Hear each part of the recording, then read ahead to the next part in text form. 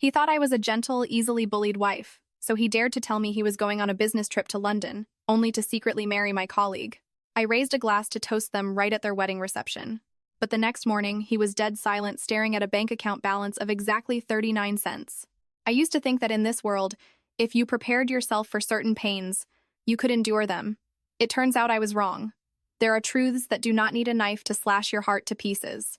Without a single sound, they can cause your entire internal world to collapse. That night, I wore a light cream dress, subtle makeup, and my hair in a low bun at the nape of my neck. In my hand, I held a rather thick wedding envelope. The person getting married was Chloe Jenkins, the youngest sales associate in my corporate department. Chloe was a smooth talker, always knowing how to flatter her superiors, and she frequently called me Amelia with a voice so sweet that anyone would think she genuinely respected me. The wedding reception was held at a grand hotel in Manhattan, New York. The ballroom was brilliantly lit with crystal chandeliers, fresh flowers covering the entrance, and LED screens continuously looping romantic photos of the bride and groom. I arrived a bit late because I had just gotten off work. All day long, I had been stuck processing inventory reports, verifying payment contracts for my husband's company, and stopping by Chase Bank to confirm an additional line of credit for him. I was so exhausted I just wanted to go home, take off my shoes, soak my feet, and sleep. But since she was a colleague from my department, I forced myself to attend out of politeness. A junior girl at my table saw me and immediately pulled out a chair, smiling. "Amelia, are you alone? Where is Kevin? I thought you two were coming together." I smiled, placed my envelope on the table, and sat down. He went to Silicon Valley on a business trip. There is a very important project over there, so he probably will not be back for 2 or 3 days. The girl gasped in admiration. "Your husband is so talented, having his own company and landing projects in major tech hubs. You are amazing too, working your own job while quietly supporting him behind the scenes. If I could have a life like yours, I would be completely satisfied." I looked down and gave a soft laugh. Satisfied? Perhaps before tonight I used to think so too. Kevin Sterling and I had been married for 3 years. He told me he did not like women who were too sharp or ambitious in the corporate world. He only wanted me to be a normal woman standing behind him, keeping a peaceful home. Because of love, I walked away from a senior executive position at a multinational corporation and applied for an ordinary administrative job at a mid-sized firm. I hid all my connections, concealed my true family background, and kept secret the fact that many of the contracts keeping his company afloat were quietly paved by me. I used to believe that men had pride. I used to believe that if I gave him a piece of the sky, he would know how to return to our home. But later I understood that for greedy people, no piece of the sky is ever enough. They do not just want the sky, they want the person who handed it to them to bow their head in gratitude. The music in the ballroom suddenly shifted to a solemn melody. The MC stepped onto the stage with a microphone, his voice echoing. "Ladies and gentlemen, the most sacred moment of tonight's ceremony has arrived. Please turn your attention to the aisle to welcome our bride, Chloe Jenkins, and our groom." The whole hall applauded, and I clapped along. The polite smile was still on my lips as the grand doors slowly opened, and the spotlights focused directly on the entrance. Chloe wore a stunning white gown with diamonds around her neck, her face glowing like a princess stepping straight out of a fairy tale. Her hand was wrapped around the arm of a tall man in a white suit. For just 1 second, the smile on my lips froze solid. That man was Kevin Sterling, my husband. The man who 2 days ago hugged me in the kitchen, kissed my forehead, and said, "I am heading to Silicon Valley for a few days. This project is crucial for the company. Be good at home and do not stay up late waiting for me." The man for whom I had just signed another loan guarantee this morning. The man I had shared meals with for 3 years, shared a bed with for 3 years, and listened to talk about our future for 3 years. Now he was standing under the brilliant lights, holding another woman's hand, smiling as happily as if he had never had a wife named Amelia Vance. I could no longer clearly hear the applause or the music. Every sound around me felt like it was submerged underwater, distant and distorted. I only saw Kevin looking down at Chloe, his eyes so gentle, a gentleness I had never received. Over the past 3 years, whenever I asked if he was tired, he would just grunt. Whenever I prepared hot meals waiting for him late at night, he would frown and call me annoying. Whenever I wanted to go somewhere with him, he said the company was busy and a wife needed to be understanding. It turns out he was not busy, I was just no longer worth his time. The MC asked the groom, "Kevin Sterling, do you take Chloe Jenkins to be your wife, to love, protect, and walk with her for the rest of your life?" Kevin looked at Chloe, his voice clear and firm. "I do." Those 2 words dropped, light as a breath, but they hit my chest like a sledgehammer. I looked down at the thick envelope in my hand. Inside was the cash gift I had prepared for Chloe, an amount that, if revealed, would make this entire table think I was far too generous. It was truly laughable. The deceived wife attending her own husband's wedding, still decent enough to prepare a gift for the bride. A female colleague sitting next to me suddenly realized what was happening. She turned to look at me, her face draining of color. Soon after, other eyes began to dart in my direction. Some were shocked, some full of pity, and some tried to hide their eager anticipation, waiting for a dramatic public confrontation right at the wedding. I knew what they were thinking. They thought I would storm the stage, slap Chloe, grab Kevin by the collar, and tearfully ask him why. They were waiting for a spectacle, a chaotic scene enough to fuel office gossip for weeks. But I did not do that. I once learned a lesson from my father. When a knife is at your throat, the winner is not the one who screams the loudest, but the one who keeps their breathing the steadiest. I took a deep breath. The smell of roses, perfume, wine, and deceit blended together, making me nauseous. Yet I sat perfectly still, my back straight, my hands resting on my knees, as the corners of my mouth slowly curved into a smile. When it came time for the toasts, Kevin walked from table to table with his arm around Chloe's waist. He still had not seen me. Or perhaps, he was so arrogant he never imagined his obedient wife would appear at this wedding. As they approached my table, everyone fell dead silent. Chloe looked over first. In the brief moment our eyes met, her face stiffened, but very quickly she tightened her grip on Kevin's arm, as if to prove that the person standing next to her was the true victor. Kevin finally saw me. The color vanished from his face in a fraction of a second.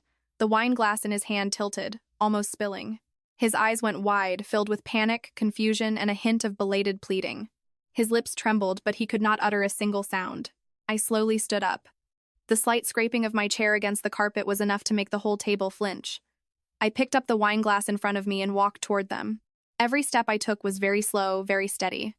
I looked straight at Kevin, the man who once told me that someday, when his company succeeded, he would give me the best life possible. Now he had truly succeeded, succeeding enough to host a second wedding right in front of his legal wife. I raised my glass, my voice not loud but clear enough for everyone nearby to hear.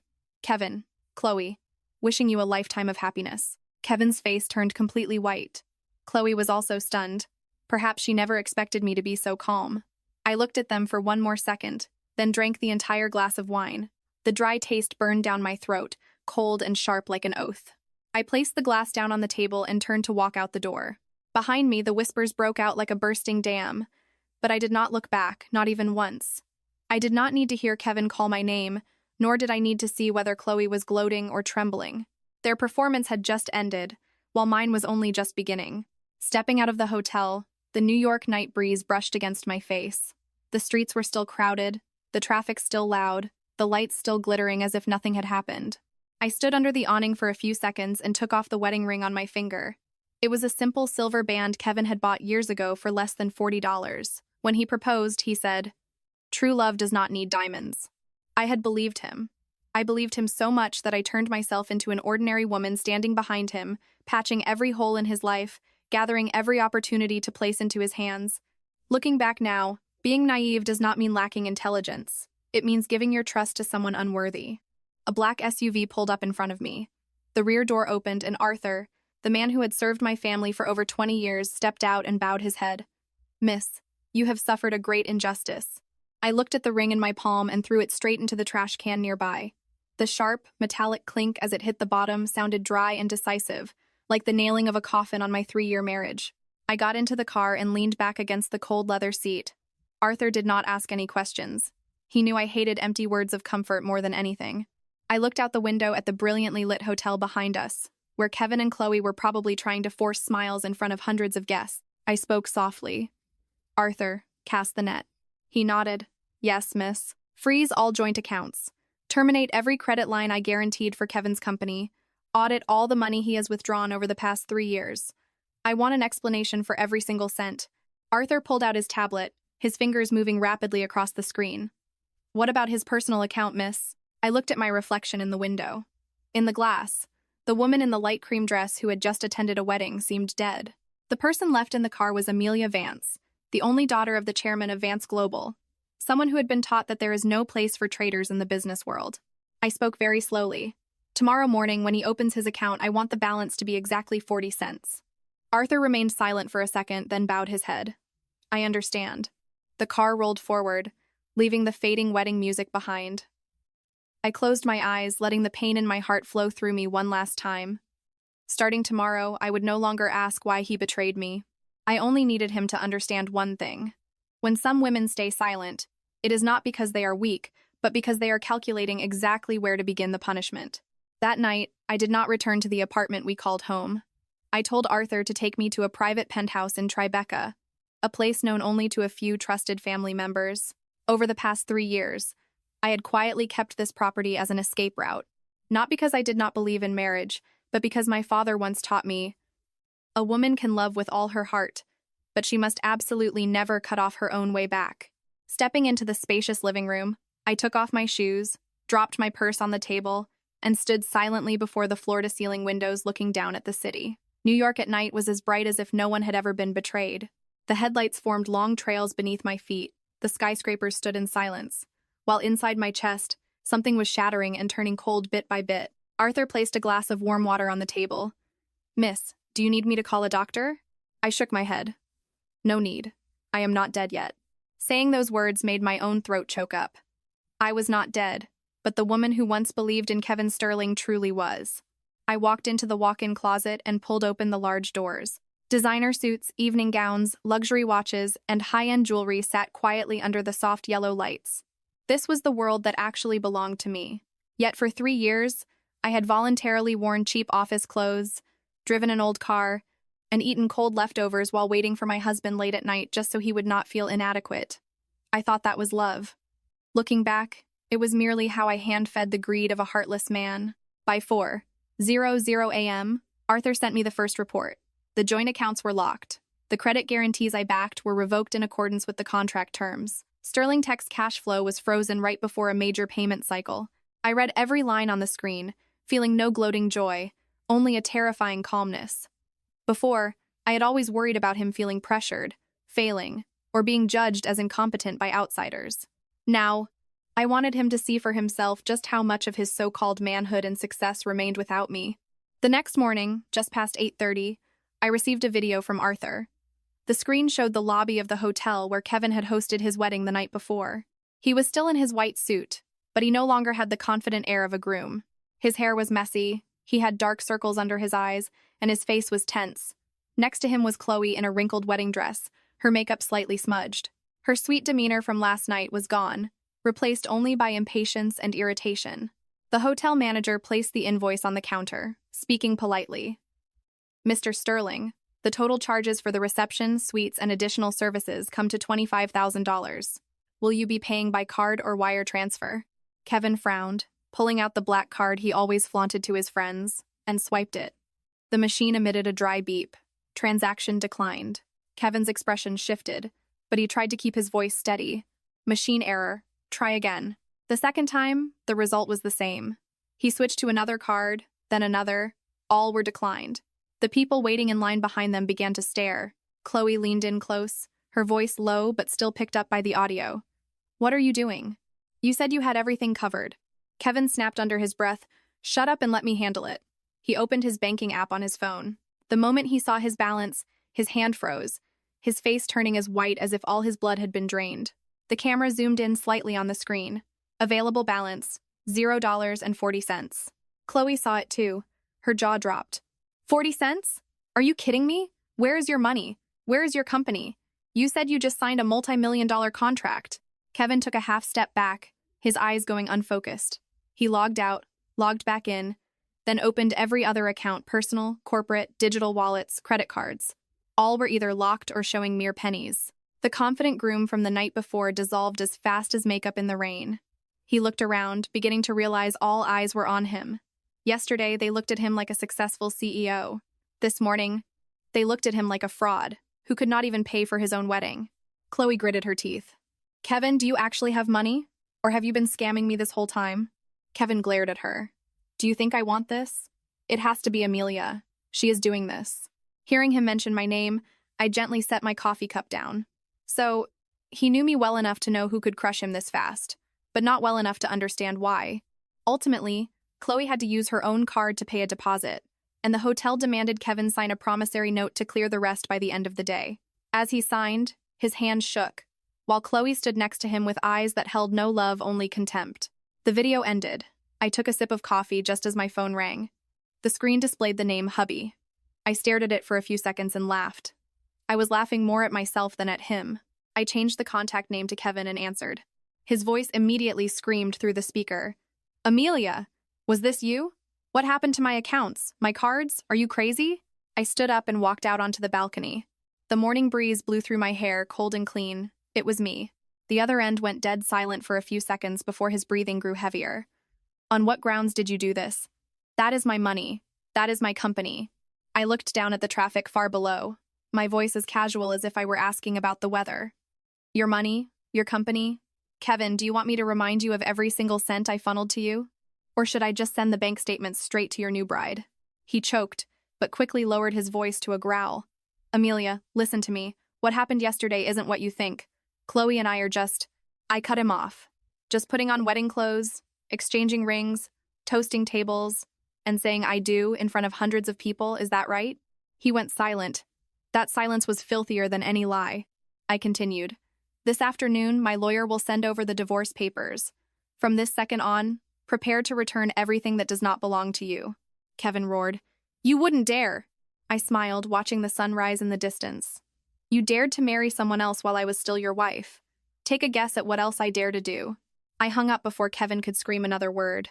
Immediately, I blocked his number, blocked his social media, and blocked the family group chats that had spent day and night lecturing me on the duties of a good wife. Before, if his mother sent a text complaining of a headache, I would order medicine, call a car, cook soup, and rush over. If Kevin said his company was short on cash, I would quietly scramble to fix it, acting as if his failure was my own fault. Looking back, I did not know if I truly loved him or if I was just serving a family entirely accustomed to taking without ever knowing gratitude. At 10 a.m., Attorney Harrison called me. He was the head of the legal department at Vance Global and the man my father trusted most. Miss Vance, the divorce filings are ready. The evidence of adultery, asset shifting, credit guarantees, and contracts related to Sterling Tech has all been compiled. I will send the settlement agreement to Kevin Sterling this afternoon. I looked at the stack of documents on my table, my voice unwavering. Make it clear in the agreement. I am not asking for emotional compensation. I just want every single thing that belongs to me back. Harrison paused for a beat before speaking. Are you sure? With the evidence we have, if we take this to trial, you could take far more from him. I gave a soft laugh. Mr. Harrison, I am not being merciful. I just want him to walk into the trap himself. A man like Kevin will not sign easily. He will thrash around, shift the blame, and try to make a scene. Let him. The more he struggles, the better our evidence becomes. Exactly as I predicted, less than 2 hours later, Arthur sent a message. Martha, Kevin's mother, had shown up at my old office building. She was demanding to see me and was causing a scene in the lobby. I set my phone down and slowly finished my water. Martha had finally appeared. Throughout my 3 years as her daughter-in-law, that woman never once viewed me as family. To her, I was an ATM that knew how to cook, someone who had to stand obediently behind her son, a daughter-in-law who couldn't give birth, even though Kevin himself constantly used his career as an excuse to delay having children. She had once told me straight to my face, when a woman marries, her husband's family is her only family. The money you earn should be managed by your husband. If you act so calculating, what kind of household is this? Back then, I just smiled it off. Now, I wanted to see what kind of household she would claim when she realized her son took a second wife while his first was still very much around. I opened the live security feed. In the corporate lobby, Martha, wearing a purple silk outfit, her hair blown out, and her wrists covered in gold bracelets, was pointing at the receptionist and yelling, "Call Amelia down here. She is my daughter-in-law. She dared to freeze my son's money, dared to tear my family apart. I have to teach her a lesson. Don't think you can protect her just because she acts sweet. A woman who can't keep her man deserves it when he finds someone else." The employees gathering around grew in number. Someone recognized her as my mother-in-law and began whispering. The receptionist, red in the face, awkwardly said, "Ma'am, Amelia is on leave today. If you need her, you can contact her directly." Martha slammed her designer bag onto the counter. "On leave? She's hiding. Tell her to get down here. Let me tell you, if anything happens to my son, I won't let her live in peace." Watching that scene, my heart turned cold. It turns out that even at this point, in their eyes, I was still the one in the wrong. Her son cheated, committed bigamy, scammed his wife, and spent his wife's money, yet she still saw me as the home wrecker. I called Arthur. Deliver the gift I prepared for her. Yes, miss. A few minutes later, a man in a black suit stepped into the lobby. He was my legal assistant, holding a tablet. He stood in front of Martha, his demeanor polite but his eyes ice cold. Martha, Miss Vance asked me to show you a few things. Before you continue insulting your daughter-in-law, perhaps you should know what your son has been up to. Martha scowled. Who are you? I'm not looking at anything. Tell Amelia to get out here. The assistant didn't argue. He simply hit play.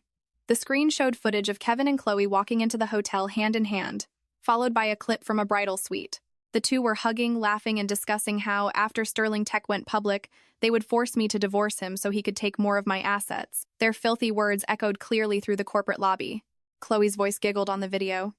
Aren't you afraid Amelia will find out? Kevin's voice answered with pure contempt. She's as dumb as a rock.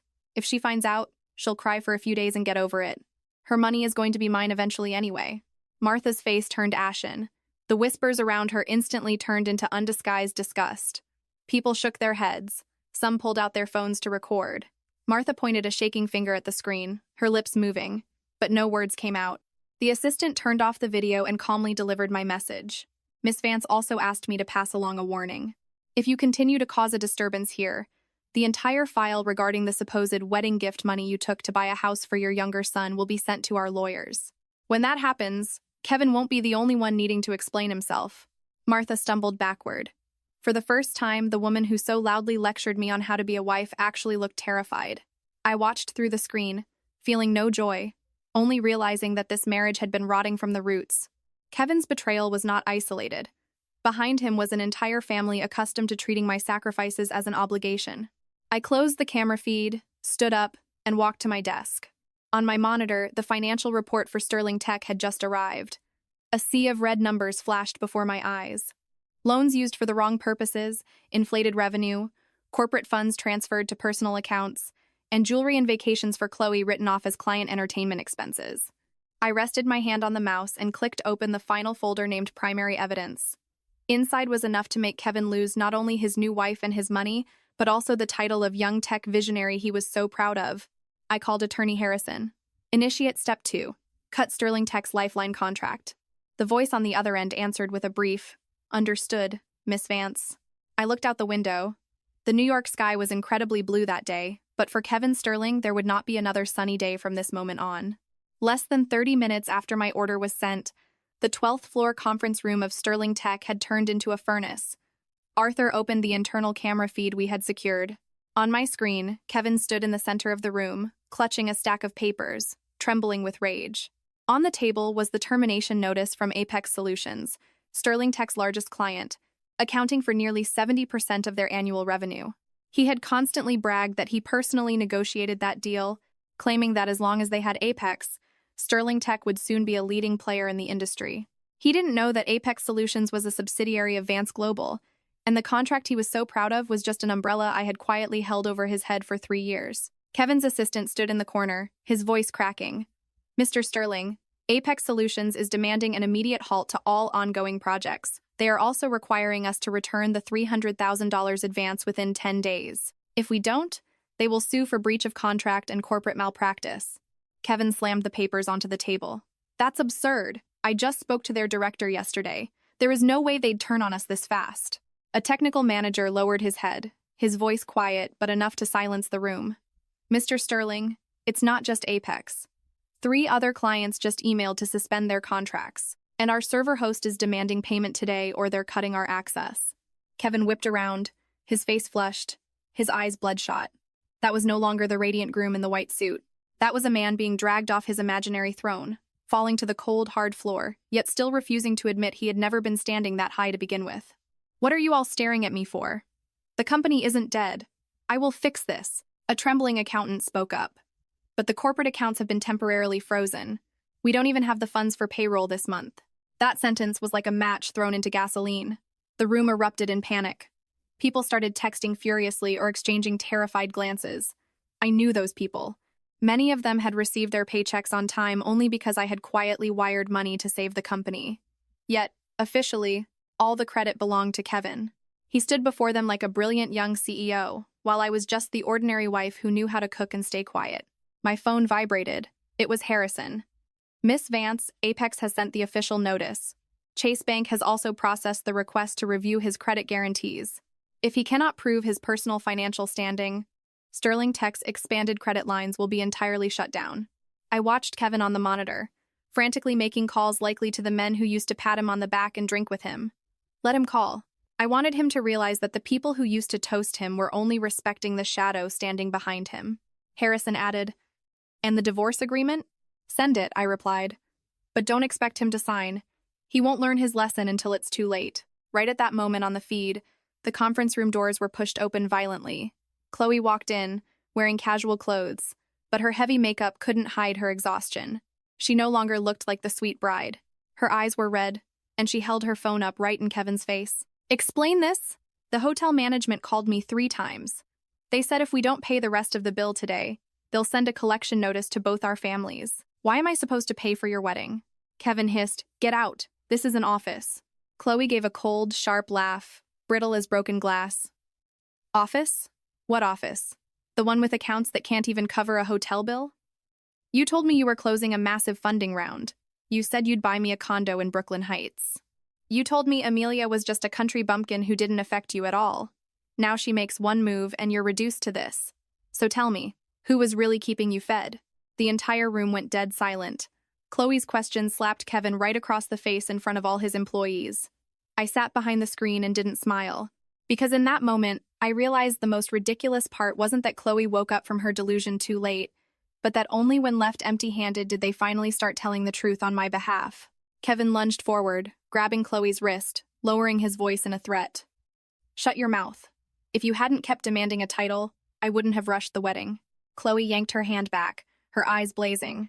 "You're blaming me? You're the one who called Amelia stupid. You're the one who said once we were married, you'd force her into a divorce to take more of her assets." A very quiet beep came from a recording device on the conference table. I glanced at Arthur, who gave a slight nod. "Excellent. The more they fought, the more evidence they handed us. I used to think the scariest betrayals were the ones hidden too well, but it turns out, when traitors are backed into a corner, they tear each other apart faster than anyone else ever could." That afternoon, the divorce settlement was sent to Kevin's email. Less than 10 minutes later, he called me from an unknown number. I answered but didn't speak. All I heard was heavy breathing on the other end. Then his raspy voice came through. "Amelia, you win. But don't back me into a corner." I looked at the mountain of evidence on my desk and replied calmly, "No, Kevin, I haven't won. I just took back the key to the cage you thought you could keep me in forever." He gritted his teeth. "If you keep this up, I will make sure the whole world knows what a vicious bitch you are." I closed my eyes, listening to the wind through the blinds. "Try it. I am waiting to see how many lies a man with 40 cents to his name can afford to buy." I knew Kevin wouldn't stay quiet. A man accustomed to standing on the hard work of others to claim the spotlight when dragged into the mud. His first instinct wouldn't be to reflect on himself, but to find someone else to blame. That afternoon, after his threatening call, he disappeared from his office for nearly 2 hours. When Arthur sent me his location, I wasn't surprised. Kevin was sitting in a high-end coffee shop on Fifth Avenue, directly across from Monica Hayes, a business journalist known for writing sensational pieces that framed financial disputes as stories of self-made men being crushed by wealthy, vindictive women. Arthur placed the tablet in front of me. "Miss, he is trying to play the media." I looked at the image of Kevin leaning forward, clutching his water glass like a pathetic victim, and a slight smile touched my lips. "Let him talk. If you want someone to fall hard, you have to let them climb high first." On the screen, Kevin started his act. He claimed he was a husband controlled by his wife, forced to sign financial documents, and that I had used my family's power to freeze his accounts out of pure jealousy. He claimed Sterling Tech was his life's work, and because I couldn't accept an amicable divorce, I was destroying his company, making innocent employees lose their jobs, and panicking his partners. His voice broke at just the right moments, his eyes welled up perfectly, and even his trembling hands were timed so flawlessly that, if I didn't know the truth, I would have admitted he belonged in Hollywood, not in a boardroom. Monica asked, "Do you have any proof that Amelia Vance is behind this?" Kevin laughed bitterly. "I don't have her kind of power. I'm just a guy who built his business from nothing, and now even my personal accounts are locked. Where would I get proof? But I believe the public will see who the real bully is here." I let out a soft laugh. Built from nothing. Those words sounded so ironic coming from his mouth. When he tricked me into signing loan guarantees, when he took corporate funds to take Chloe on vacation, when he wore a white suit to marry someone else right in front of my face. He certainly didn't act like a victim. Only when he lost the money, the backing, and the mask of a successful CEO did he remember how to play the tragic hero. I turned to Arthur. Send Harrison over there. Don't make a scene, but make sure the timing is perfect. Yes, miss. 15 minutes later, just as Kevin was preparing to film a plea for public support, the doors to the coffee shop opened. Attorney Harrison walked in with 3 associates, all in sharp black suits carrying briefcases. Their arrival made the entire shop go quiet. Monica recognized Harrison immediately, and her expression changed. In the financial sector, everyone knew he headed the legal team for Vance Global, a man famous for never losing a major corporate dispute. Kevin jumped to his feet. What are you doing here? Harrison placed a sealed manila envelope on the table, his tone even. Mr. Sterling, we represent Miss Amelia Vance. We are delivering your first legal notice, which includes the divorce filings, demands for the return of private assets, a demand for an audit of misappropriated funds, and notice of a defamation lawsuit if you continue to spread false statements. Monica frowned. Excuse me, this is a private interview. You shouldn't be interfering. Harrison turned to her, still perfectly polite. We do not interfere with the press. However, if your article contains fabricated information, personal slander, or damages corporate reputation, you and your publication will be held jointly liable. Here is a summary of the evidence for your review before you decide whether to publish Mr. Sterling's one-sided narrative. He placed another thick file on the table. Monica opened it. I watched through the camera as her eyes widened bit by bit. Inside were photos of Kevin and Chloe at the altar, bank statements showing corporate funds used for Chloe's jewelry, the Apex Solutions contract proving Vance Global's backing, and emails where Kevin instructed his accountants to misdirect funds. Every page was a slap to his fabricated victim narrative. Kevin lunged forward, trying to snatch the files. Those are forged! Amelia is framing me! Harrison held the files down firmly, his eyes turning cold. Mr. Sterling, I advise you to remain calm. Included in this evidence is an audio recording of you discussing with Miss Jenkins how you plan to force Miss Vance into a divorce after securing your next round of funding. Would you like me to play it right here? Kevin's face turned to stone. Monica instantly pulled her hands away from her voice recorder, as if afraid it might burn her. The man who was just weeping about his pain suddenly looked completely lost, his lips moving without forming a single coherent word. I sat behind my screen, watching him realize that the stage he had built had just been turned into a courtroom by me. I didn't need to show up. I didn't need to raise my voice. The truth always knows how to enter at the exact right moment. My phone rang. It was an unknown number. I answered. On the other end, Chloe's voice trembled. Amelia, I need to see you. I have things to tell you about Kevin. I stayed silent for a few seconds. Another chess piece was starting to fall. Fine. Tonight at 7. But remember this. I am not meeting you to listen to you cry. I only want the truth. At 7 p.m., I met Chloe at a small, quiet coffee shop tucked away in Greenwich Village. I intentionally avoided high-end spots or my private office, because I didn't want her to feel she was walking into my territory just to play the weak victim. I arrived 10 minutes early and sat at a window seat, a steaming cup of tea in front of me. It had just rained, and the wet asphalt reflected the yellow streetlights. Foot traffic was sparse. Chloe walked in wearing a thin coat, her hair hastily tied up, looking nothing like the radiant bride from yesterday. She looked around, froze when she saw me, as if she couldn't believe the woman who had calmly toasted her wedding could sit here so composed. Amelia. I didn't stand up, just gestured to the chair opposite me. Sit. I have exactly 30 minutes. Chloe bit her lip and sat down. Her hands rested on her lap, fingers twisting together. If this were before, I might have felt pity for her. But now, every tear she shed had to be audited for authenticity. Amelia, I know you hate me, but Kevin lied to me too. I slowly stirred my tea, my voice flat. Lied to you so much that you put on a wedding dress, took a ring, toasted the room, and looked right at his legal wife while squeezing his arm? Chloe's face burned red. She looked down, tears falling onto the back of her hands. I was wrong. I admit I was greedy. He told me you two were only married on paper. He said you had been separated for a long time and that you only refused to divorce because you wanted to keep company shares. He said after we got married, he'd put a Brooklyn Heights condo in my name and make me VP of Communications at Sterling Tech. I wasn't surprised. Kevin was always exceptional at selling dreams to people desperate for a shortcut. To me, he sold the image of a poor but sincere man. To Chloe, he sold the dream of becoming a CEO's wealthy wife. Both of us, at different times, Paid the price for a play he directed entirely too well. You didn't call me here to apologize. Get to the point. Chloe's hands shook as she pulled her phone from her bag and set it on the table. I have recordings and texts. Kevin didn't just use corporate money to buy me gifts. He made me open an off-the-books account under my name. At first, I thought it was just bonus money, but later I realized it was cash he was siphoning from Sterling Tech's projects.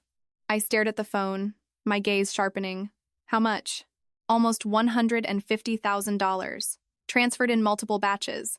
Once, he made me withdraw cash and take it to an apartment in Queens. There's a safe in there. I don't know exactly what's inside, but I've seen him store a lot of folders, corporate seals, and original contracts. My heart gave a sharp twinge. Not out of pain, but because the final puzzle piece had just snapped into place. For 3 years, I had wondered why Sterling Tech's cash flow was always short despite high reported revenues. It turns out Kevin wasn't just committing adultery. He had built a hidden nest to stash stolen money and documents. Why are you telling me this? I asked. Chloe broke down sobbing, but she tried to keep it quiet. Because he wants to pin the embezzlement on me. This afternoon, after he met with your lawyers, he called me and said if the company gets investigated, I have to confess that I stole the money and forged the documents on my own. He said I'm just a junior employee. The worst that happens is I get fired. But he's the CEO. If he goes down, we both die. Amelia, I'm scared. I looked at the woman across from me. Yesterday, she stood next to my husband looking like a conqueror. Today, she sat here trembling, begging for help from the very woman whose dignity she had tried to trample.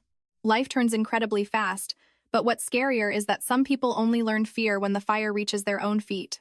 I pushed my tea aside. Chloe, I'm not saving you out of pity. I'm giving you a chance because your truth holds value. If what you give me is real, my lawyers will note your cooperation. But if you dare hide a single word, alter a single recording, or go back and warn Kevin, the first person I will destroy is you. She nodded frantically. I understand. I truly understand. I called Harrison. Send a team to the coffee shop. Bring the chain of custody forms. Also, immediately investigate an apartment in Queens under the name of Chloe Jenkins or her relatives.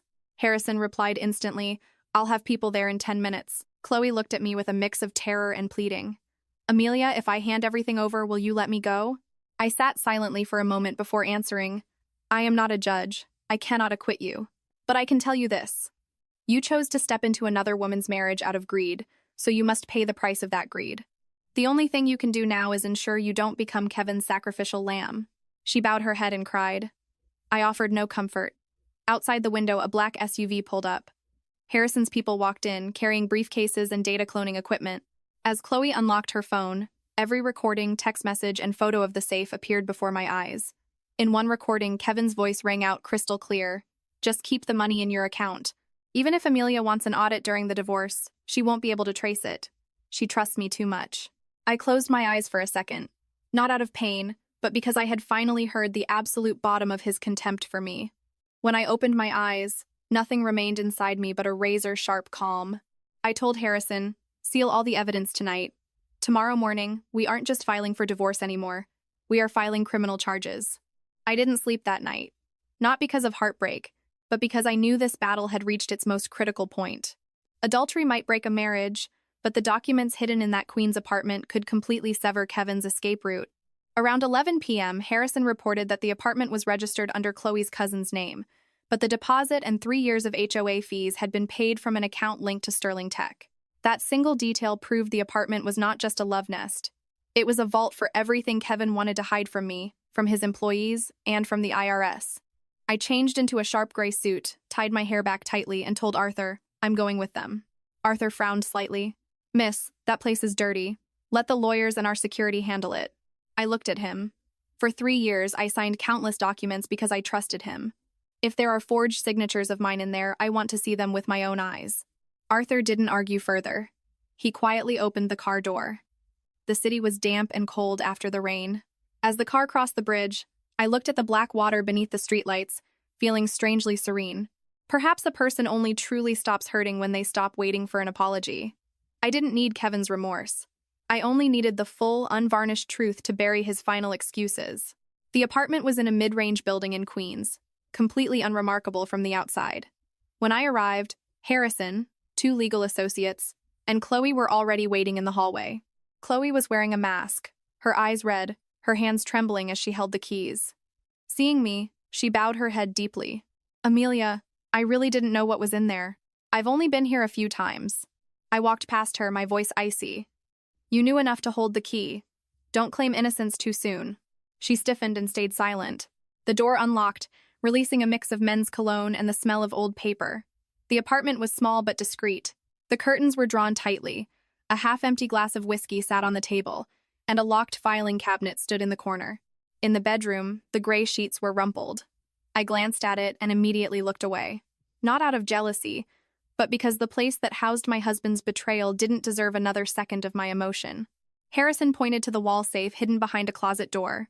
Miss Jenkins says the code is Mr. Sterling's birthday. Chloe stepped up and entered the numbers. The safe clicked dryly and swung open. Inside, there wasn't as much cash as I expected, just a few stacks of bills, some watches, 2 jewelry boxes, and a thick stack of manila folders sealed in plastic. Harrison put on gloves and pulled them out one by one. When the first folder was opened, my hand, resting on my hip, clenched tight. It was a copy of the deed to my private property in Aspen, owned prior to the marriage, attached to a mortgage agreement bearing my signature. The problem was, I had never signed it. Harrison looked at me, his expression darkening. The signature is forged, but it's an excellent imitation. I picked up the photocopy, staring at the curved tail of my name. 3 years ago, Kevin said he wanted to learn how to forge my signature because he thought my handwriting was beautiful. Back then, I just laughed and signed a piece of scrap paper to show him. It turns out some moments that feel intimate are actually just an enemy measuring the exact angle to stab you. I said, photograph everything. Seal the originals. The second file was a bank ledger, showing funds moving from Sterling Tech to Chloe's accounts and shell companies. The third file contained fake vendor contracts. The fourth file made the entire room fall dead silent. It was a master plan to force my divorce. Kevin had outlined step-by-step how to transfer assets, fabricate evidence that I neglected the family, and even added notes on using his mother to pressure me if I refused to sign. I read to the last line and unintentionally laughed. The sound was so soft, but it terrified Chloe so much she took a step back. He was thorough, Harrison noted quietly. I closed the folder. It's fine. My only regret is using my trust to feed a snake capable of making spreadsheets. Just then, a violent pounding echoed from the front door. Kevin's voice roared from the hallway. Chloe, open the door. How dare you betray me? Chloe went pale. Harrison immediately signaled his associate to turn on the audio recorder. Arthur stepped in front of me, but I didn't step back. The moment the door cracked open, Kevin burst in like a madman. His shirt was wrinkled, his eyes bloodshot, his face a portrait of desperation. He saw me. Then he saw the open safe. In that split second, all the aggression melted from his face, replaced by sheer terror. Amelia, listen to me. Those documents aren't what you think. I looked him dead in the eye. Then tell me, is my forged signature on the mortgage for my private property also not what I think it is? His lips trembled. He spun around toward Chloe, raising his hand as if to strike her. You stupid bitch. Arthur moved instantly, grabbing Kevin's arm and twisting it painfully behind his back. Kevin gritted his teeth but kept screaming. Amelia, don't push me. If I die, you won't live in peace either. I stepped closer to him, pronouncing every word clearly. You are not going to die. You are going to live. Live long enough to answer for every forged signature, every embezzled dollar, and every lie you used to trample on me. Outside in the hallway, the footsteps of building security and police witnesses were approaching. I looked down at Kevin, pinned to the floor. For the first time, his eyes held no contempt, no arrogance, only naked, stripped-down fear. I turned to Harrison. Tomorrow, we file the supplementary criminal charges. This is no longer just a divorce.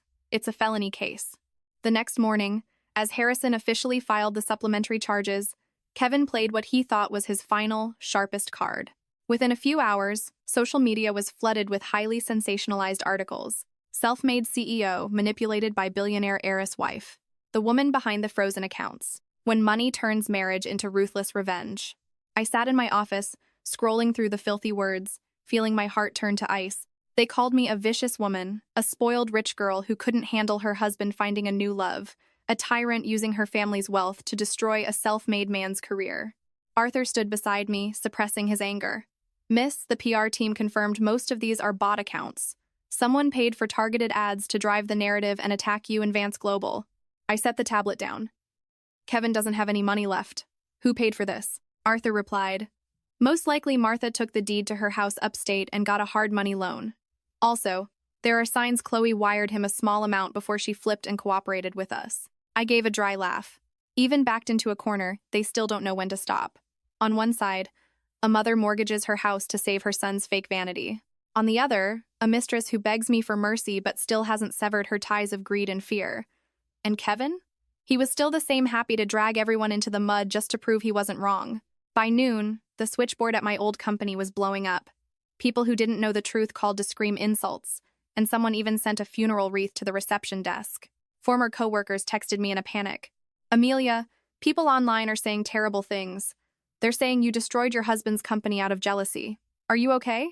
I stared at those messages for a long time.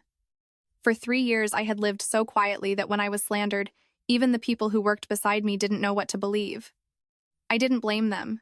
The masses are easily swayed by fake tears and one-sided stories. What I needed to do wasn't to cry louder than Kevin, but to drag the truth into the light in a way that ensured he could never lift his head again. In the afternoon, Harrison sent me the PR summary. A few legitimate news sites had picked up Kevin's story without verifying it. In a heavily edited video interview, Kevin sat before a camera, looking hollow and tearful. I admit our marriage had issues, but I don't deserve to be destroyed like this. I only want justice for self-made men who are looked down upon by their wives' wealthy families. I turned the screen off. He really was talented. Even the act of marrying someone else while legally married to me was spun into our marriage had issues. Even forging my signature to mortgage, my property was glossed over with the phrase self-made. I used to love that self-made illusion. I thought if I was just patient enough, he would eventually stand on his own 2 feet. But it turns out some people don't want to stand on their own. They just want to climb onto someone else's shoulders and then complain that the person carrying them is too tall. That night, my father called. His voice was calm, holding no reprimand. Amelia, how far do you plan to take this? I stood by the glass window, looking out at the glittering city. Until no one dares to use the Vance name as a backdrop for his lies ever again. My father was silent for a few seconds before saying, I let you choose this marriage yourself because I wanted you to understand the world through your own heart. But starting tomorrow, if you need Vance Global behind you, use everything that belongs to you. My eyes stung. For 3 years, I hid myself, not just from Kevin, but from my father. I wanted to prove I could have a love that didn't require massive wealth, power, or the Vance name backing it. In the end, I proved something else entirely. A love that requires you to erase yourself is no longer love. I spoke softly. Dad, I'm sorry. He replied, No need to apologize. You are not the one who should be apologizing. After that call, I sat alone for a long time. I opened my laptop and reviewed the evidence. The wedding video, the bank transfers, the forged contracts, the audio of Kevin plotting to steal my assets, the data from the Queen's safe, and the recording of him threatening Chloe to take the fall. Each file was a needle, sewing up my wounds with the cold thread of reason. I called Harrison and the head of PR at Vance Global. Tomorrow morning at 10 a.m., organize a press conference at headquarters. Invite every single outlet that published an article about me. Whoever held the pen to write a lie, I want them sitting in the front row to look at the truth. The PR director asked, Miss Vance, would you like us to prepare a speech for you? I looked at the thick files on my desk, my voice steady. No need. The truth doesn't need much makeup, Harrison asked. And Kevin? I curled my lip. Send him an invitation. If he wants to play the victim for the public, I'll give him a bigger stage. That night, it rained again. The drops hitting the glass sounded like drums before a trial. I knew that tomorrow, when the camera flashes fired, my rotting marriage would no longer remain in the shadows. Kevin had chosen public opinion as his weapon. Now, I would show him how deep that blade cuts when it swings the other way. The next morning, I wore a tailored white suit. No flashy jewelry, no red lipstick. Nothing that would let anyone accuse me of playing the role of a power-hungry elite. I wanted to appear entirely calm, entirely clean, like a blank sheet of paper placed over Kevin's filthy smears. When my car pulled up to Vance Global headquarters, dozens of reporters were already blocking the entrance. Cameras, microphones, and phones were raised like a forest of weapons. Some yelled my name, some fired rapid questions about the divorce, and one man shouted aggressively, Miss Vance, do you admit to using your money to destroy your husband's career? I stopped and looked directly at the man who asked the question. He flinched slightly, probably not expecting me to meet his gaze. I didn't answer immediately. I just said, in 10 minutes, inside the auditorium, I will answer with evidence. With that, I walked inside. The grand lobby of Vance Global was brilliantly lit, but the air was as heavy as the calm before a hurricane. Harrison walked beside me, holding the sealed files. Arthur walked behind me, his expression stoic but his eyes scanning every corner. When the doors to the press room opened, I saw Kevin was already there.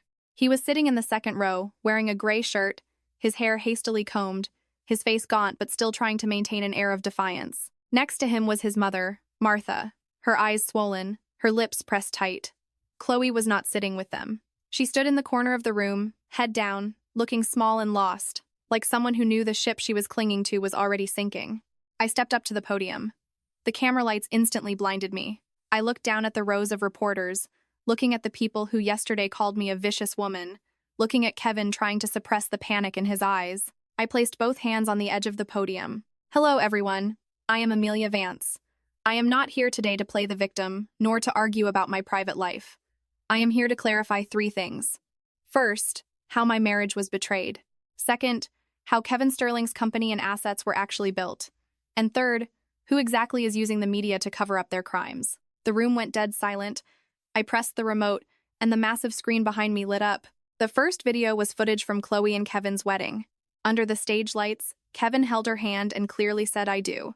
Immediately following was the clip of me standing up, raising my glass in a toast. Gasps and whispers erupted across the room. Reporters turned to stare at Kevin. The color drained from his face entirely.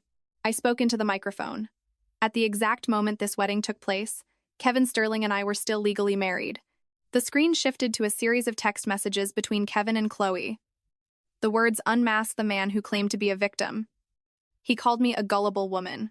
He wrote that as soon as he secured his next investment round, he would force me to divorce. He bragged that my assets would eventually be his. Next came the bank statements. Corporate funds used to buy Chloe's wedding ring, book the venue, rent the dress, and secure the hotel suite, all logged under client entertainment, market research, and partner relations. A reporter jumped up. "Mr. Sterling, are these documents real?" Kevin slammed his hand on his chair. "Fake. It's all fake. She has money. She can fabricate whatever she wants." I didn't look at him. I just nodded to Harrison. He stepped forward and played an audio file. Kevin's voice echoed through the speakers, so clear no one could pretend not to hear it. "Just keep the money in your account. Even if Amelia wants an audit during the divorce, she won't be able to trace it. She trusts me too much." The room erupted. Kevin's face went from pale to gray. Martha shot up from her seat, pointing a shaking finger at the stage. "You are destroying my son!" "You are so wealthy. What does a few lost dollars matter? Why do you have to drive him to a dead end?" This time I looked directly at her. "You call it a few dollars? You call the 3 years of funding I poured in to save his company a few dollars? You call the forged mortgage on my private home a few dollars? You call the money you took from me to buy a house for your younger son a few dollars? Did you even ask me once?" Martha choked. The cameras instantly swiveled to her. The woman who had stood in my lobby screaming at me to keep my man was now shaking under the flashes, with nowhere left to hide. I clicked the remote again. On the screen was the deed from the Queen's apartment, the safe, the mortgage with my forged signature, and the forensic audit of Sterling Tech's cash flow. Harrison gave a brief, clinical presentation, every claim backed by hard numbers, every piece of evidence verified by external sources. The news outlets that had defended Kevin just hours ago were now furiously scribbling notes. I knew the wind had shifted. Finally, I turned toward Kevin. "You said I used my money to destroy you." "No, Kevin. I merely withdrew what never belonged to you.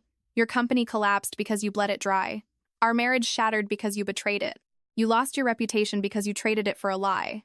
Kevin stood up, his eyes bloodshot. "Amelia, did you really have to be this ruthless?" I looked at the man who used to be my husband, feeling no turbulence in my heart. "The day you put on a tuxedo and married someone else, you were ruthless enough for the both of us." He took a step back. Perhaps in that very second, he finally understood that I was truly no longer the woman who would soften at a few lowered words from him. The press conference ended in a storm of camera shutters. I took no further questions. As I walked out, I passed by Chloe. Her voice trembled. "Amelia, I'm sorry." I paused but didn't turn around. "Save your apologies for the judge." That afternoon, as I left Vance Global, the sky had cleared, but on the internet, the storm had completely reversed direction. The articles calling me an evil heiress were quietly deleted one by one. Outlets that had used photos of a haggard Kevin to farm sympathy just that morning were scrambling to post corrections and retractions. The clips from the press conference spread like wildfire. The footage of Kevin in his white suit next to Chloe, the ledgers showing corporate funds funding his bigamy, The forged contract blown up on the screen all became daggers flying right back at him. The public no longer called him a tragic, self-made entrepreneur. They called him a fraud, a traitor, a parasite who used love as a cover for his greed. I didn't feel happy. Some victories don't bring relief. They only make you realize you wasted far too much time believing in someone unworthy. I sat in the car, watching my phone light up with notifications. Old acquaintances texted to check in, some apologizing for misunderstanding. Others claimed they always knew I wasn't the person the rumors made me out to be. I read them but didn't reply. When the truth was blurry, they stayed silent. Now that the truth was clear, their comfort was entirely unnecessary. Arthur, sitting in the front, spoke quietly. "Miss, there are developments at Sterling Tech. Employees are resigning en masse. The engineering department just filed an internal whistleblower report regarding Kevin forcing them to sign off on fake project milestones." I closed my eyes and leaned back against the seat. "Send all of it to Harrison. Anyone willing to testify gets our help finding a new job within the Vance Global Network. They are just employees. There is no need for them to sync with a corrupt boss." Arthur looked at me through the rearview mirror, his eyes softening. "You still have a soft spot for innocent bystanders." I opened my eyes, watching the traffic jam through the glass. "It's not about being soft. I just refuse to become someone like Kevin. To save himself, he was willing to push everyone else off the cliff. I won't do that." That night, I received word that Chloe had been fired. The stated reason was clear: violating professional ethics and causing severe damage to corporate image. The industry was already passing around the video of her standing beside Kevin at the altar, juxtaposed with the files showing her receiving illicit funds. In just one day, the girl who dreamed of being a CEO's wife had lost her place in her own career. She called me, her voice hoarse. "Amelia, I gave you all the evidence. Why did I still get fired? Why is everyone still cursing my name?" I stood on my balcony, watching the city lights blur in the thin fog. "Chloe, cooperating with me didn't mean your sins were erased. It only kept Kevin from dragging you down further. But as for the price of destroying someone else's family, you have to pay that yourself." She broke down, sobbing loudly. "I really regret it." I stayed silent for a moment. Regretting doing something wrong is different from regretting getting caught. Ask yourself which one you are. I hung up. I didn't hold as much resentment toward her as before. To me, Chloe was just a greedy girl used by Kevin, who ultimately tripped over her own ambition. The person I truly needed to face was Kevin, and I knew he wouldn't go down that easily. Around 10 p.m., Harrison called. His voice was more serious than usual. "Miss Vance, Kevin is refusing to sign the divorce settlement. He's claiming he'll countersue for invasion of privacy, defamation, and corporate sabotage." I let out a cold laugh. He really won't learn his lesson until it's too late. Harrison continued. "But there's something more urgent." After the press conference, he went to his mother's house. Martha is scrambling for cash, trying to sell her upstate house immediately. Meanwhile, Kevin has left his usual locations. We currently don't know where he is. I frowned slightly. He doesn't have many places left to run. Exactly. But a cornered animal doesn't act rationally. I suggest you increase your security detail. I looked toward the living room. On the wooden shelf sat an old framed photo of Kevin and me on the day we adopted our cat, Snow. That white cat was the only living thing in that old apartment I genuinely missed. After leaving, I hadn't brought her with me yet because I wanted the legal dust to settle first. For some reason, thinking of a cornered, unhinged Kevin made my heart seize. I turned to Arthur. "Send someone to the old apartment right now. Bring Snow here." Arthur immediately made the call. 5 minutes later, he turned back, his expression grim. "Miss, our people just got there. The apartment door was open. The cat is gone." I froze. Right at that moment, my phone vibrated. An unknown number sent a photo. In the image, Snow was huddled in a carrier cage, her blue eyes wide with terror, backed by the damp concrete floor of an empty warehouse. Immediately following was a text. "If you want to save her, come meet me alone. No cops, no lawyers. Amelia, you pushed me to this." Staring at those words, my fingertips turned to ice. Kevin had finally dropped the victim act. He was exposing the most cowardly, despicable part of himself. I showed the phone to Arthur, my voice so calm it felt alien to me. "Ping this location. Tell Harrison to get ready. He wants to meet in private." "Fine.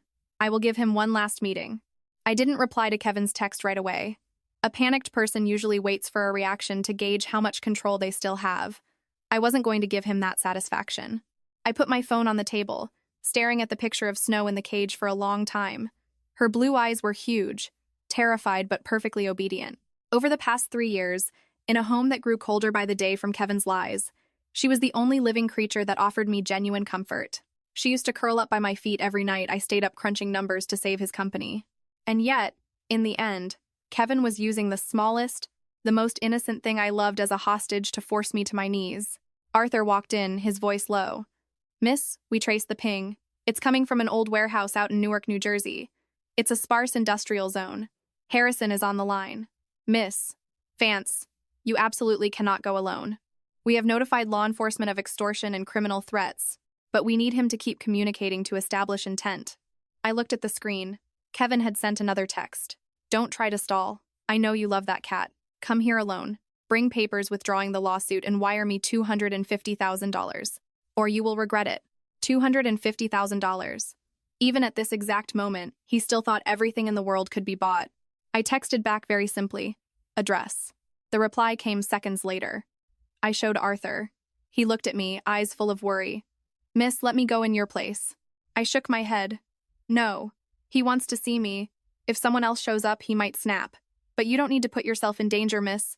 I stood up and grabbed my coat. "I won't be alone. But he doesn't need to know that." Half an hour later, the SUV stopped about 200 yards from the warehouse. It was late. A light drizzle was falling, and the dirt road reflected the dim yellow glow of old street lamps. Harrison's support team and Arthur's men fanned out in the dark. I wore a tiny wire under my collar, my phone's location sharing turned on. In my bag was a fake settlement agreement prepared just to buy time. Before I stepped out, Arthur grabbed my arm. "Miss, if anything feels wrong, you pull out immediately." I looked at him and gave a small nod. "Don't worry, Arthur. I was stupid enough to trust him once. There won't be a second time." I walked into the warehouse. The metal door was slightly ajar, emitting a bone-chilling screech as I pushed it. The inside smelled of mold, sawdust, and old gasoline. A weak flashlight beam cut through the dark from the far corner. Kevin stood there. His shirt was crushed, his beard scruffy, his eyes bloodshot. On a wooden crate next to him was the carrier. Snow let out a tiny meow when she saw me, a sound so small it squeezed my heart. "You actually came." Kevin's voice was hoarse, a mix of toxic glee and bitterness. I looked at him, forcing my voice to stay steady. "I'm here. Let Snow go." He offered a twisted smile. "You're still the same. You care more about a cat than your own husband." I didn't argue. A man like him didn't run on logic. I just asked, "What do you want?" $250,000. Drop the lawsuit. Issue a public statement saying this was all a marital misunderstanding. Then let me leave the country. I stared at the face that used to make me soften, now finding it utterly unrecognizable. "Do you really think, after everything you've done, you still have the right to make demands?" Kevin slammed his hand on the crate. Snow flinched, shrinking into the back of the cage. "You forced me into this. If you had just given me a way out, I wouldn't have had to do this. You have so much money. What is $250,000 to you? But me? I lost everything. My company, my reputation, my mother's savings, all destroyed by you." I looked right at him. "No, Kevin." I just pulled the curtain back. "The ugly things hiding behind it were entirely yours." He breathed heavily, his eyes darting around erratically. I pulled the papers from my bag and tossed them onto a nearby crate. "Here are the papers you want, but before I sign, I need to see that Snow is safe." Suspicious. He stepped forward and snatched the papers, flipping through them rapidly. While he did, Arthur's voice crackled softly in my earpiece. "Miss, we've breached the back door. Give us one more minute." Kevin looked up, greed flashing in his eyes. "And the money? I want to call the bank to confirm the wire transfer right now." "Call them, put it on speaker." I pulled my phone out, but before I could press a button, a very faint noise echoed from the back of the warehouse. Kevin whipped his head around. "You brought people." Before I could answer, he lunged for the cage, yanking it toward himself. "Amelia! You set me up!" The back doors burst open. The tactical team flooded in. Kevin stumbled backward in panic, but Arthur was already on him, pinning his arms behind his back before he could do anything stupid. Shouts, the thud of boots, and the clatter of the cage hitting the concrete all mixed into total chaos. I dropped to my knees, unlatched the cage, and pulled Snow into my arms. She was trembling violently, her little claws digging into my coat, but she buried her head into my chest, realizing she was finally safe. Kevin, pinned to the floor, was screaming until his voice broke. "Amelia, you ruined me. You ruined my life." I stood up, holding Snow, and looked at him one last time in that freezing warehouse. "No, Kevin. This time, you signed your own death warrant." Harrison walked in, his voice ringing out clearly. Every threat, extortion, demand, and the act of using an animal for leverage has been recorded. Mr. Sterling, from this moment on, we will only speak through the district attorney. Kevin froze. For the first time, he stopped screaming. On his sweat-drenched face, there was nothing left but the hollow despair of a man who finally realized he had lost everything. I turned and walked out of the warehouse. The rain was still falling, but inside me, a final door had truly closed shut. I took Snow back to the Tribeca penthouse that same night. As soon as we got inside, she kept shivering, clinging to me, her claws hooked into my jacket as if afraid that letting go meant returning to that dark cage. I sat on the sofa and held her for a long time. Over the past few days, I had witnessed Kevin's deceit, betrayal, forgery, and embezzlement. But it wasn't until I saw a helpless, innocent animal used as a tool for extortion that my heart truly hit absolute zero. A man who could weaponize the softest thing his ex-wife loved just to bargain for cash was devoid of any humanity worth pitying. Arthur stood a few paces away and spoke softly. "Miss, the authorities have filed the initial report. Harrison is dealing with them. Kevin is in custody awaiting questioning." I gently stroked Snow's back. "And what is he saying?" Still dodging. First, he claimed he just wanted to meet to reconcile. When they played the tape of him demanding $250,000, he said it was just momentary anger. I let out a soft laugh. Momentary anger. People cheat out of momentary weakness. They forge signatures out of momentary panic. They extort money out of momentary anger. If every sin in the world could be wrapped up in the word momentary, how would the victims ever get justice? Near dawn, I received a call from an unknown number. The moment I answered, Martha's hoarse sobbing came through the speaker. "Amelia, I am begging you, Amelia. Even if things went wrong, you and Kevin were husband and wife. Drop the charges." He was just confused. He was manipulated by that other girl. He is my only pride and joy. If he goes to prison, how am I supposed to live? I listened to her cry in silence. For 3 years as her daughter-in-law, I had waited for her to speak to me with such a gentle voice. Not to beg, just to ask how I was doing. But the day I had a high fever, she told me young wives shouldn't act fragile. The night I stayed up organizing loan paperwork for Kevin, she said a wife helping her husband was simply her duty. The day I was betrayed, she went to my office to scream that I couldn't keep my man. Now that her son was in a cell, she finally remembered to call me family.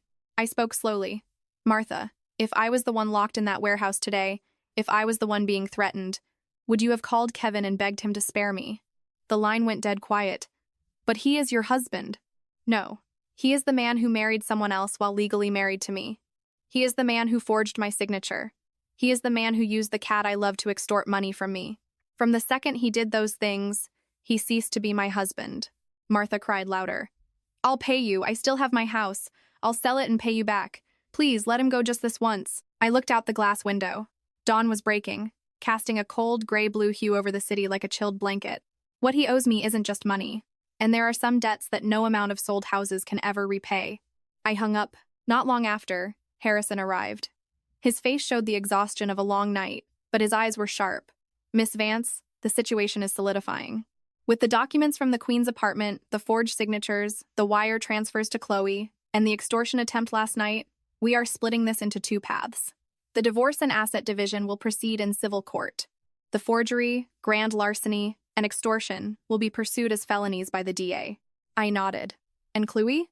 "She has agreed to testify, but she has confessed to receiving stolen funds and acting as a proxy for Kevin. I made it clear that cooperation only mitigates her sentence. It does not erase her guilt." I wasn't surprised. You can't step into the mud and expect to walk out clean. But if Chloe told the truth, she at least had a narrow path to save herself. Harrison's phone vibrated. He answered, his expression shifting rapidly. "I understand. Send the filings to my office immediately." He hung up and looked at me. Sterling Tech just got hit with collection lawsuits from 3 different vendors. A group of employees is also filing a formal complaint about being coerced into signing fraudulent milestone reports. The company is completely unsalvageable. I set Snow down onto her small padded bed next to me. She curled up, her eyes never leaving me. That company has been dead for a long time. I was just giving it blood transfusions, so Kevin thought it was alive. Harrison paused for a moment before asking, "Do you want to step in and acquire the remaining assets?" I shook my head. "No. Whatever belongs to Vance Global will be recovered legally. Whatever is criminal will be handled by the courts. I have no desire to pick up a rotting shell just because I once put my faith in it." At noon, I went to Vance Global headquarters to see my father. He sat in his massive office, the entire case file resting on his desk. When I walked in, he didn't ask if I was okay. He simply poured me a cup of tea. Just like when I fell off my bike as a kid, he didn't rush to coddle me. He waited for me to stand up before handing me water. "You're seeing this through to the end."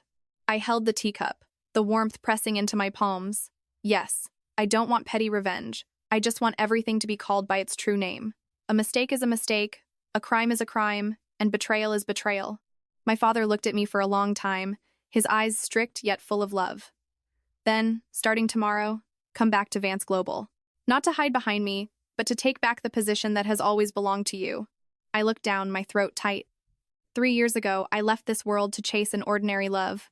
3 years later, I returned, covered in scars, but no longer the naive girl who thought love could conquer reality. I said, "Dad, I want to handle the divorce proceedings myself first." He nodded. "Fine.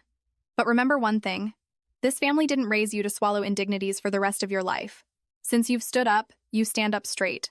That afternoon, Harrison sent me the schedule for the first court appearance.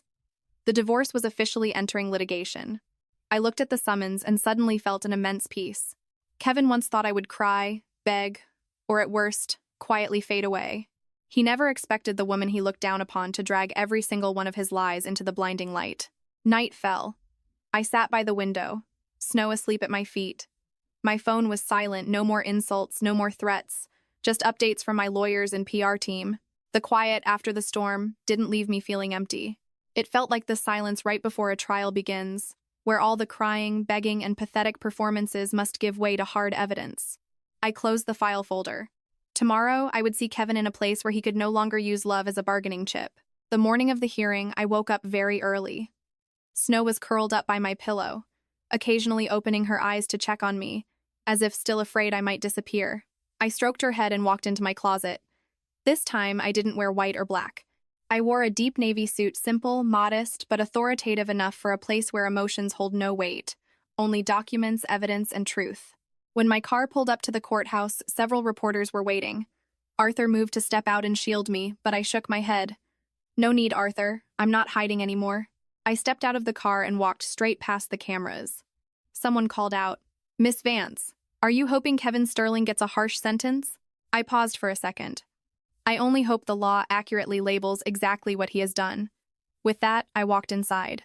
The courthouse hallway was colder than I expected. Not from the AC, but from the chill of countless lives walking in here with their final hopes, only to walk out with irreversible verdicts. I saw Kevin at the end of the hall. He had lost a lot of weight. His cheeks were hollow, his eyes sunken. Martha stood next to him, gripping her purse. The moment she saw me, she burst into tears. "Amelia, look at Kevin! Look what's happened to him. What more do you want?" I looked at her, my voice calm. "You still don't understand, do you? I don't want anything from him anymore. Because I don't want anything, I am letting the court decide." Kevin looked up at me. His eyes lacked the aggression from the warehouse and the victim complex from the cameras. There was only the exhaustion and panic of a man who knew he had gone much too far. "Amelia, I was wrong." Those 2 words fell so lightly. 3 years ago, they might have softened my heart.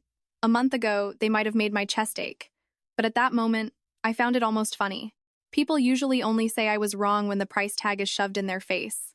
When they are busy hurting others, they always think they are the smartest person in the room. I replied, "You aren't wrong because you got caught. You were wrong the day you decided to calculate your success using my trust as collateral." Court commenced at 9 a.m. The divorce was handled first. Harrison methodically presented the evidence of adultery, the breach of private assets, and the misappropriation of joint funds. Kevin's lawyer attempted to argue that the marriage was already fractured, that I was cold, and that business stress caused him to lose control. I sat silently, listening to them use pretty words to cover up an ugly truth. Fractured, stress, mistake, momentary lapse. No one used the word betrayal until Harrison played the wedding video. On the monitors, Kevin, in his white suit, held Chloe's hand and said, "I do," to the applause of the guests. The courtroom fell silent.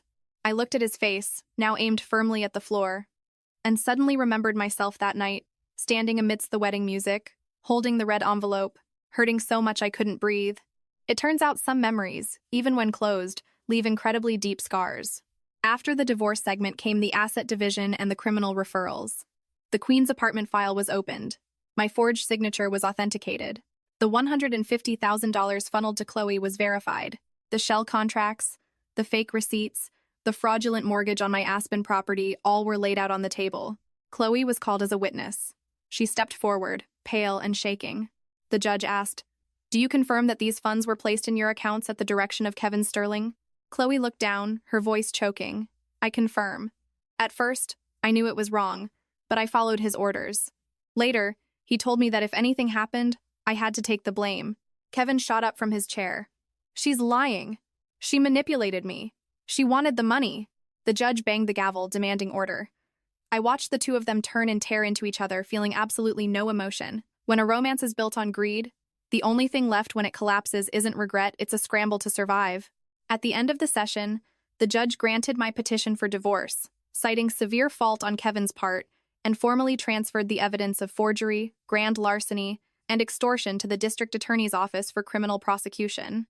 My premarital assets were fully protected.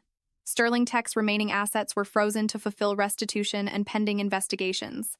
When Martha heard the ruling, she collapsed into her chair. Kevin looked at me as if he wanted to speak, but his lips just trembled soundlessly. I stood up and signed the final decree. My handwriting was straight and clear. This time no one would ever forge it again.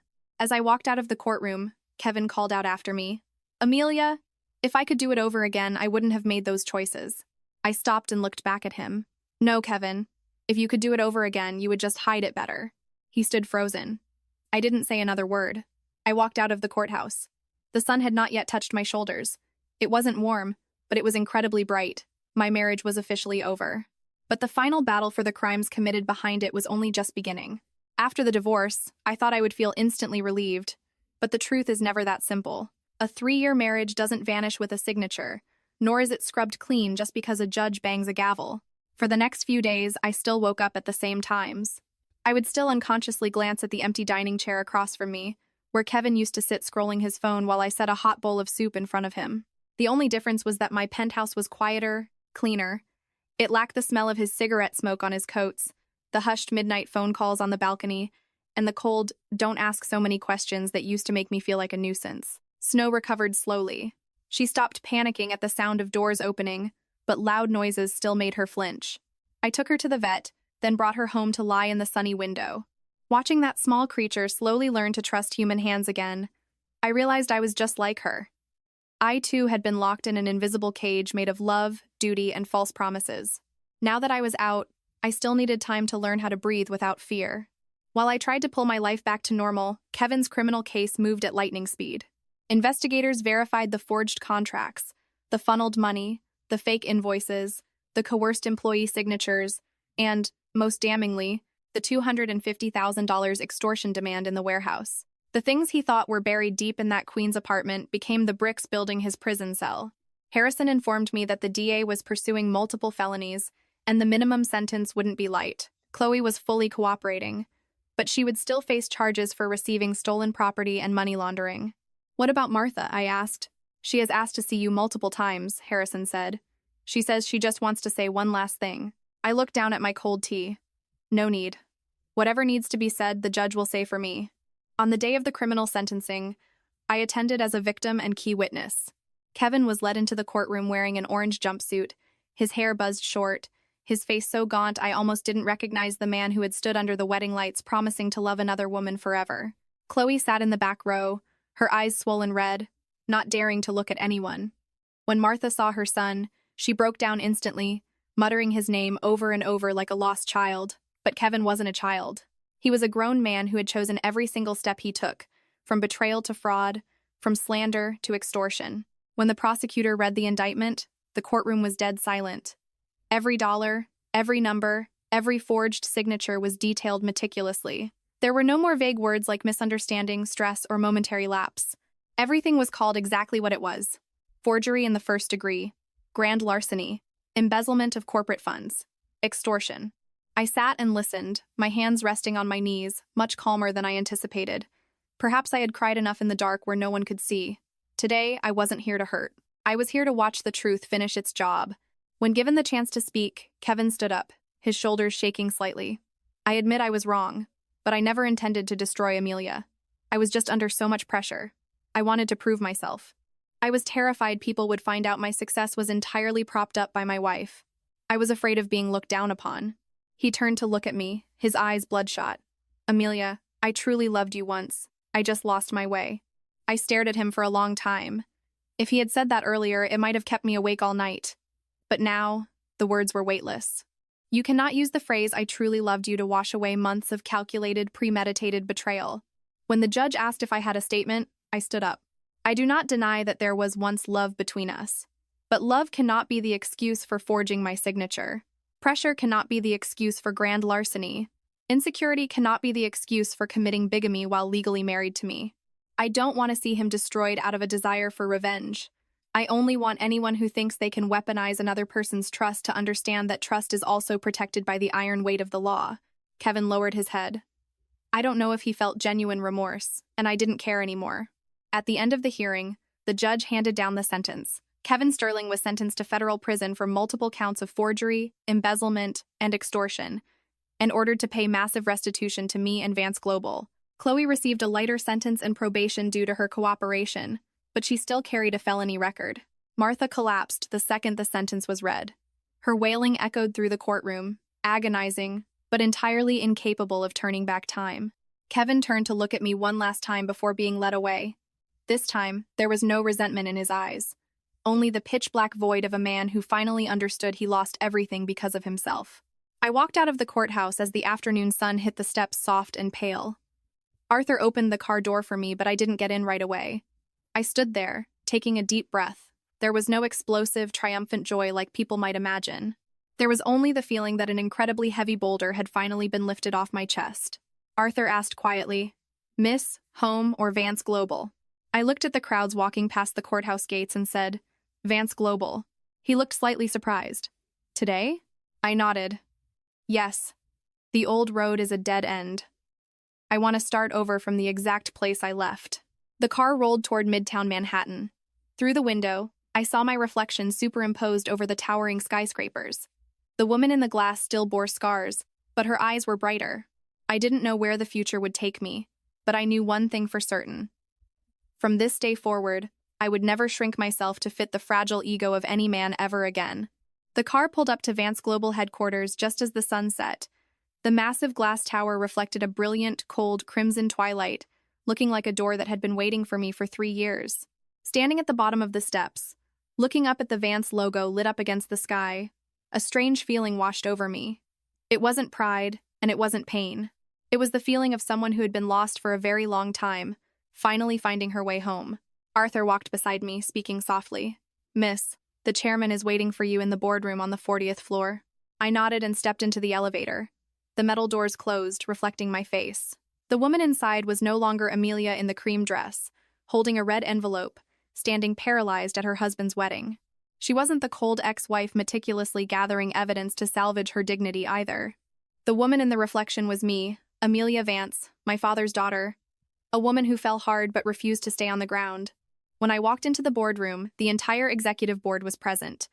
My father sat at the head of the table, an appointment portfolio resting in front of him. He didn't speak much.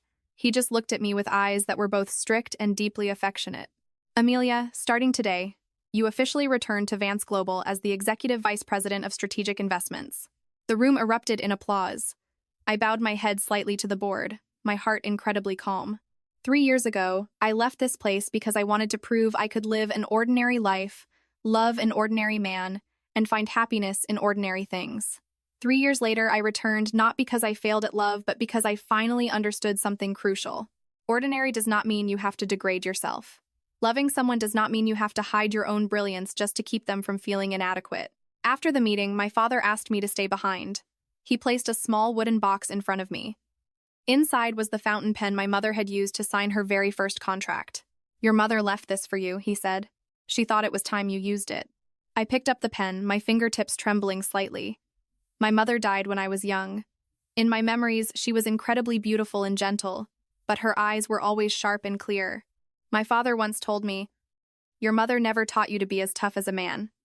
She only wanted you to be a woman who knew how to love herself before she loved anyone else." I whispered, "I used to think I disappointed her." My father shook his head. "No. A person who knows how to walk away from a mistake is never a disappointment." That night, I returned to my Tribeca penthouse. Snow ran to the door to greet me, rubbing against my ankles just like always. I picked her up and walked out onto the balcony. The city below was a sea of lights, the distant hum of traffic blending with the night breeze. I thought about Kevin, about Chloe, about Martha, and about the 3-year marriage that had stolen so much from me. But strangely, I didn't feel hatred anymore. Hatred is just another leash. I refused to hold on to any thread that connected me to that past. A few months later, the case officially closed. Kevin began his sentence. Sterling Tech was liquidated. All funds belonging to Vance Global were recovered. Chloe, after serving her probation, vanished from New York. I heard she moved back to her small hometown to start over with an entry-level job. Martha sold her house to pay off a fraction of her son's debts. I didn't ask for any more updates. Their endings didn't bring me joy, but they solidified a universal truth. In this life, you always pay the price for the choices you make. A year later, I represented Vance Global at an economic forum in California. Standing on the stage under the bright lights, looking out at hundreds of eyes focused on me, I spoke about sustainable investing, corporate ethics, and how any success built on a foundation of lies will inevitably collapse. When my speech ended, the entire auditorium applauded. I looked down at the front rows, and for a split second, I remembered the applause at that wedding years ago. But this time, the applause didn't hurt. This applause belonged to me. That night, I walked along the beach in Malibu. The ocean breeze blew through my hair, the waves crashing rhythmically against the shore. I took off my high heels and walked barefoot on the cold sand. Someone once betrayed me. Someone once treated me like a puppet. Someone once mistook my silence for weakness. But they were all wrong. I was only silent so I could clearly hear the sound of my own heart. And when that heart told me it was time to stand up, I stood up tall. Epilogue. Amelia's story is a journey through a marriage filled with betrayal, tears, and an ultimate awakening. From a wife who quietly sacrificed everything for her husband, she fiercely reclaimed her dignity, her wealth, and her own life. It is a dramatic narrative of infidelity, divorce, and consequence, highlighting a powerful female lead and delivering profound lessons about marriage and self-worth. When a relationship loses its foundation of respect, a woman must be clear-headed enough to protect herself, ensuring her kindness is not exploited and her value is never compromised for anyone. Narrator's notes. First, no matter who you love, always keep your self-respect and an exit strategy. Second, neither men nor women should sacrifice themselves so blindly that they lose their own identity. Third, when you are hurt, stay calm. Use reason and the law to protect yourself, rather than lashing out and doing something you will regret. Fourth, wealth, ambition, and love must all walk hand in hand with decency. If they are built on deceit, they will ultimately collapse. Fifth, after a failed marriage, life is still very long. As long as you know how to stand back up, live honorably, and love yourself, a new, happier chapter can always begin.